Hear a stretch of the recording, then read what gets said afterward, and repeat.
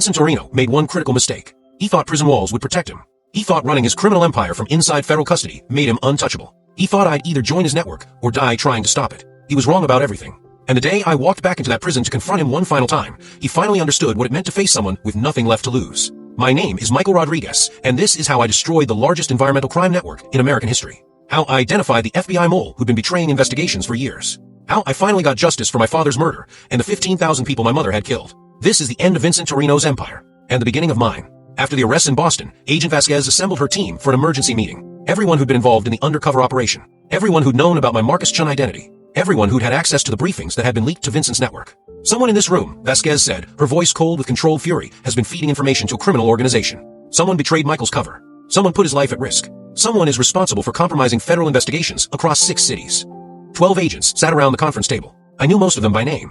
Had worked with them for months. Trusted them with my life. One of them had been trying to get me killed. We've analyzed communication patterns, Vasquez continued, pulling up data on a large screen. Every leak coincided with specific briefings. Every compromise happened after particular team members had access to operational details. The screen showed a timeline. My first meeting with David Park leaked within hours. My undercover identity as Marcus Chun exposed within days. My plan to infiltrate the Boston operation, known to Vincent's network, before I'd even arrived. The pattern points to one person, Vasquez said, and her eyes locked onto Special Agent Robert Morrison. Mid-50s, veteran investigator, 25 years with the Bureau. Someone everyone trusted. Morrison didn't flinch. That's a serious accusation, Elena.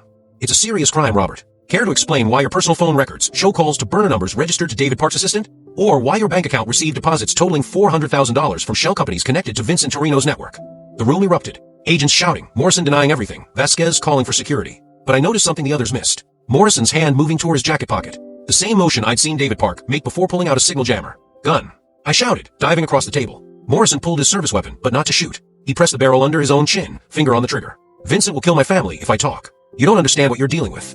Then help us protect them, Vasquez said, her own weapon drawn but not aimed at Morrison. Tell us everything, and we'll put them in witness protection. Witness protection doesn't work against Vincent. He has people everywhere. FBI marshals, even inside WITSEC. My family's dead the moment I cooperate. Your family's dead if you don't, I said, still crouched on the conference table. Vincent doesn't leave loose ends. You know that better than anyone.